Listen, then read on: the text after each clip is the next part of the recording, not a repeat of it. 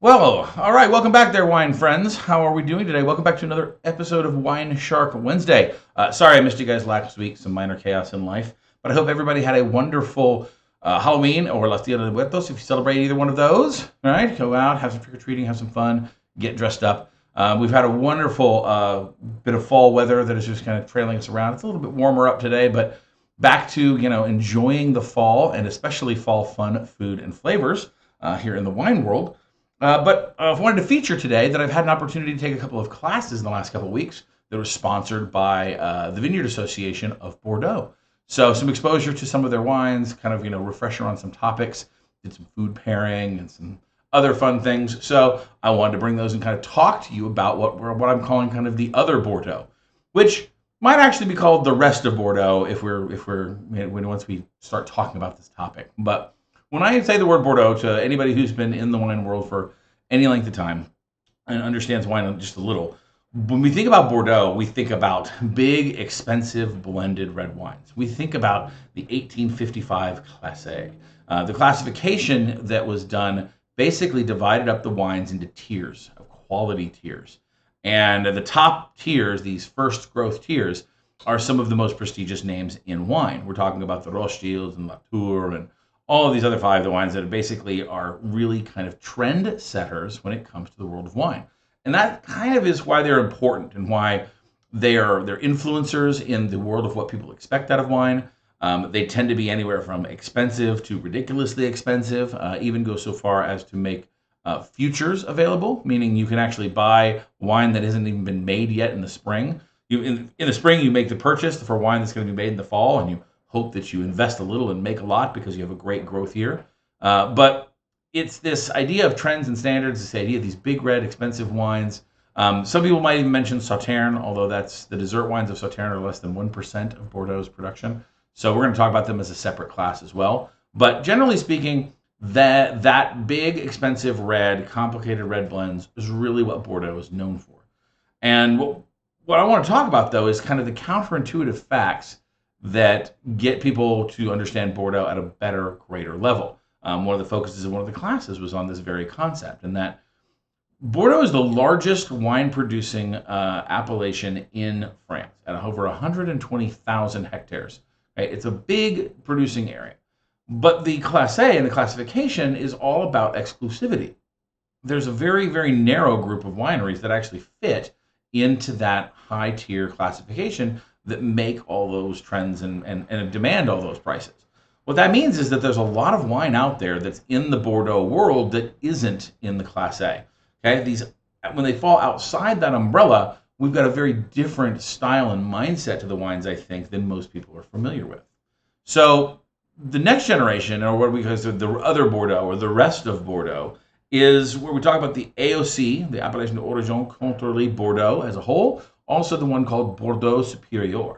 These are the names you can be looking for on labels to find some value and approachability in Bordeaux wines that are very different than their, well, not very, but at least in significantly enough different than their big expensive counterparts that you can really enjoy the wines of Bordeaux without deciding to throw, $50, $100, $400 at a bottle. So, these two AOCs are outside of the 5-tier classification. Bordeaux is the broader scale. Supérieur has a couple of additional rules compared to Bordeaux, specifically in their alcohol by volume, the minimum that you have to achieve that status, and also some extra aging requirements. But generally speaking, a lot of these wineries that fall into these categories are run by kind of the newer generation of winemakers. While they may be part of families that have centuries old wine history, many of these new and dynamic winemakers are much more inclined to a modern sense of winemaking. Not that they're throwing out old traditions, but they know that the segment that is chasing those traditions is that high tier Classé system, and they're producing wines that have a much more new world sensibility. For instance, they're ready to drink at time of purchase, right? They're wanting wines that don't need time to lay down, that they're good now, and maybe they can be held on for 3 to 5 years as well. They tend to have lighter overall styles than their counterparts in the Class A system. They tend to be more flexible and food friendly. Additionally, they are, they're far more kind of what I would call the common man wine in the region. Um, with the other benefit of this, of course, is the idea that we get more grape varietals and more grape style or wine styles in the mix than we do in the simple high end system. So, for instance, Bordeaux Blanc, white Bordeaux, which is usually Sauvignon Blanc and Semillon blends, is largely falls a huge chunk of the production falls into these categories of Bordeaux or Bordeaux Superior. You also get Crémence de Bordeaux, sparkling Bordeaux, right, made in that champagne traditional style. Although that's less than 1% of current production, like the Sauterne, it's the largest growing segment of the wine industry in Bordeaux. Telling you that sparkling wine is very popular and they really want to be involved in the game. So guess what? Bordeaux is leaning into the style as well. Also, Clairette and Rosé styles, right? These pink wines of various styles are very up and comer. They're growing segments that were once small but are growing very quickly because the market is demanding these types and styles of wine. As you might expect, though, because of this broader selection, because of this broader scale and less exclusivity, they're far less expensive wines than the upper crust counterparts. We're talking about $15 to $25 per bottle, and you can get some really excellent value when it comes to Bordeaux wines. Now, kind of a thing here, for when I go into the grocery store the grocery store is generally not where you're going to find a lot of Bordeaux wines. They're not yet produced in volume or in market segment to be targeting the mass American market. You can easily find them at the big box liquor retailers, places like Total Wine and Siegel's and Specs or Goody Goody or wherever you have in your region of the country. Those larger stores generally will carry at least some forms of Bordeaux, and you can probably experiment with those. Generally speaking, you're going to find the high end first, and then the middle end and the middle and low end later. The larger the store, probably the better your opportunities are for stuff like this. But like I said, know that overall the styles of wine in Bordeaux tend to be more austere and nuanced than their New World counterparts. Okay, you're going to find less fruit forward, and you're going to find more tannin and more complexity, I think, than you're going to get in a similar wine from the New World. And when I say similar wine, we're talking about the grapes of Cabernet Sauvignon, Merlot, and Sauvignon Blanc in particular. Those three big grapes, which are very popular and drive the core of the red and white wines in Bordeaux, the wines that we tried and the wines that I've experienced tend to be much different than a lot of people are used to. Well, you might have wonderful aromas, red fruit, black fruit aromas on the nose. Most of them don't tend to have actual red fruit flavors, and their red fruit flavors are muted and mixed in with a lot more complex secondary and tertiary flavors. This is where your Cabernets get that tobacco, mint, and graphite sort of thing going on, and they're much less fruit dominant. Again, it's a stylistic choice, a difference between the warmer climates of the New World comparatively to Bordeaux. But if you like to try and experiment with these sorts of wines, you don't have to invest a huge amount of money to do so. So go out there, find yourself some of these new styles of Bordeaux. Ask your local wine guy that you want to try some Bordeaux or Bordeaux Superior, and see what you think. Okay. With that being said, we're going to move right on to the wine quiz. So our wine quiz, right? We got to talk about wine wars here.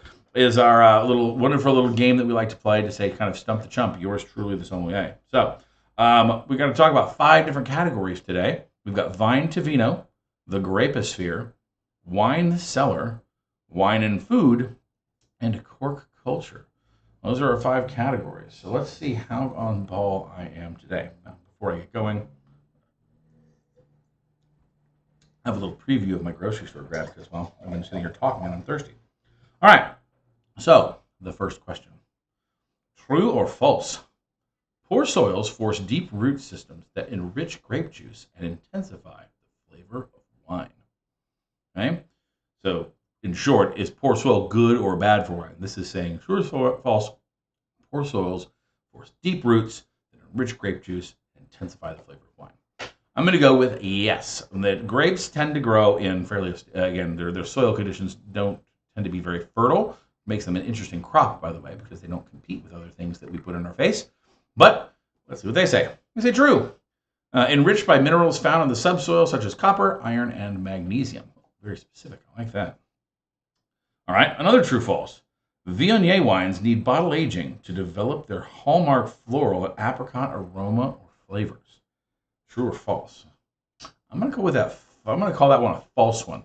Knowing especially some of our New World styles here, I know that don't do a lot of bottle aging and definitely hit those white floral notes, the terpenes and stuff that come with Viognier as one of its aromatic whites. And it says false. Viognier wines are best drunk young. See? Don't have to wait around for your Viognier to be awesome. 2 for 2. All right, question number 3.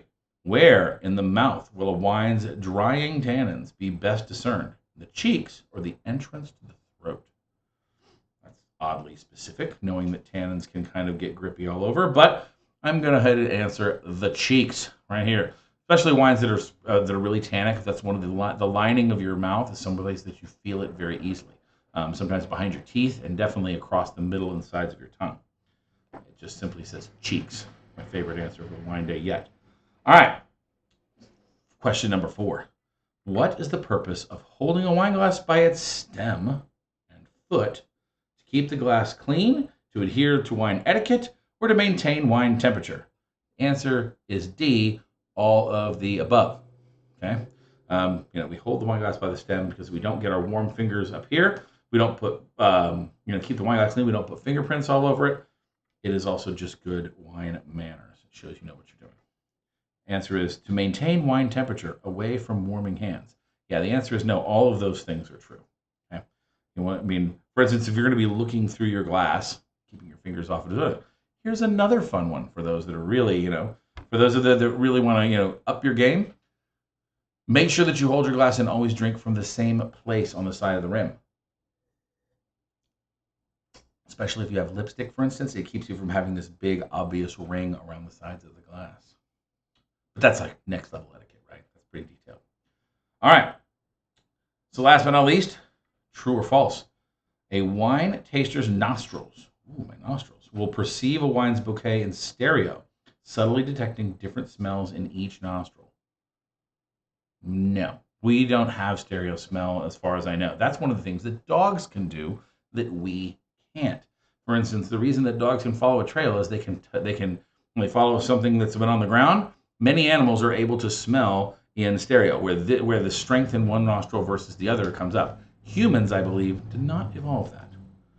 This one says it's true, so I was wrong on that. We're gonna have, although it doesn't give me any details, yours truly will have to look up some interesting things about stereoscopic smell, because that, although I guess I probably could say that I could hunt down a glass of wine or a bottle of wine by smell. That'd be kind of neat, wouldn't it? All right. Well, there's the wine quiz. Last but not least, we're going to get on to the grocery store grab. All right, the grocery store grab, for those that are not familiar with the concept, this is our process is to get the best value per wine, for value per dollar for our wines at non-specialty and non-big box retailers. We chose these without prior research, based on label focus or perhaps even theme of the show. But we want to know, we want to reward good wine labeling. Oftentimes at places like the grocery store, you don't have good help in the aisles to help you choose a wine. So we have to rely on our own wine knowledge and what the wine puts on the label. Today's example, by the way, is called Three Finger Jack Cabernet Sauvignon. Let me switch over to my images here. There we go. Three Finger Jack. This caught my attention, and the reason it got picked up is if you'll notice that bottle looks kind of stubby. This is a 750 milliliter bottle, but it's a little squatty body one. Kind of reminds me of Laszlo, a squatty body dog, right? This squatty bottle is designed to stand out from others on the shelves. Okay, it's another way that differentiation in labeling helps wines get purchased. At first, when I glanced at this, the trend that I've seen this mostly in is in wines that are bourbon barrel or other barrel aging. Okay, they use those liquor style bottles to stand not only to stand out from their competition, but also to that between that and their obvious addition of those other flavors. So this caught my idea for that because I hadn't seen the label before, and I wanted to know whether it was indeed a bourbon barrel aged. It is not. By the way, we've already done that show. We're not going to do it again, and it is not my particular favorite. But I was looking in cabs, looking for something to contrast the concept of a Bordeaux cab. New World styles being this more plush, big, round, fruit-forward thing. This is a great example. The label for this is probably about a C when it comes to WineShark knowledge. Now on the front, you'll see it's got its name. Now it does, like I said, it's the East Side Ridge Cabernet Sauvignon. I don't know whether that's supposed to be vineyard specific because it doesn't say, but it does say it's from Lodi, California. Okay, so this is a non-specific AVA. It's just the Lodi region overall, which is fine, but that tends to make me think that East Side Ridge isn't a specific vineyard within it. Their kind of thing is this outlaw kind of nature. On the back label here, it says, legendary outlaw Three Finger Jack and his notorious reputation roamed California during the gold rush in search of riches. Inspired by his daring character, these wines boast immense structure and hearty flavors, sure to stand the test of time. Like Jack, our Cabernet Sauvignon is a bit of an outlaw and can stand proud on its own or alongside grilled flank steak. Okay, so the things that we're usually looking for is we're looking for if the wine is declared as a blend, we want to know what percentage of grapes it is. This one does not declare itself so. So according to California law, 75% or more of this is Cabernet Sauvignon. Could have up to 25% of other stuff. We don't know because it doesn't tell us. Now, where are the grapes grown? We know that they're in Lodi. So this is, again, not wildly specific, but good. What does the wine taste like? There are pretty much no flavor words in this. That's the one thing why this is scoring poorly. It tells us it's bold, it's hearty, it's adventurous, it's an outlaw. I don't know what the heck that's what an outlaw tastes like, but this idea that there's no flavor words that they're using here. At the very end, though, they inject this one bit about alongside a grilled flank steak, which is a really cool specific food pairing, to be honest with you. Kind of comes out of nowhere, and that's neat. But that can't really bring it back from saying me some simple things like it's got dark fruit flavors like, it's got spice flavors like these, and give us examples, right? Those are much better for somebody who's new to wine tracking through this. So basically, they're kind of assuming you know what Cabernet Sauvignon from Lodi tastes like and what the style is like. This was advertised at $22 after the discount for the store pricing. It was $15. So this is a $15 bottle of Cab, which is kind of what we're aiming at. So let's give it a sip and give it a little bit of analysis here. Color-wise, it's very extracted. It's got lots and lots of deep color, very purplish on the color, even sticking to the rim of the glass just a little bit as I swirl it around. Got a lot of berry flavors, dark berries like blackberry jam kind of flavors. It's got blackberry syrup. You can smell a little bit of alcohol on there. It's got a little bit of heat. The ABV on this is straight up 15%, and that's in the go ahead and find out category. Really high, so really high alcohol on the nose, and I don't really smell much in the way of oak. The fruit and alcohol really kind of dominate in the nose overall. On the palate,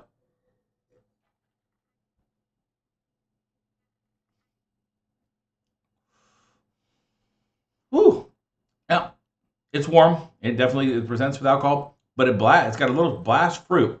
This is kind of that, I don't want to say the word generic, but this typical California Cabernet at this level. It's big fruit, big alcohol. The tannin structure is there, and it's not overwhelming. In fact, they've got enough ripeness on the fruit here that the tannins are not over grippy. They're not the only thing that I taste left. In fact, I think the trend towards New World wines is exactly that, is that even if wines do have a high degree of tannin, we tend to want to cover them up with fruit as not to feel like we're licking on a chalkboard. The flavors are non-specific kind of berries. There's again more maybe in that boysenberry and a little hint of green. There's a little bit more bell pepper in the very back of my tongue at the very end. There is that little hint of pyrazine. But overall, we asked 3 questions. Is it well executed? Yeah, I mean, there's no flaw in this wine. They've made some they've made some pretty typical stylistic choices. I won't say very interesting. They're kind of right along the lines of where I think you should be, because I think that's who they're competing against.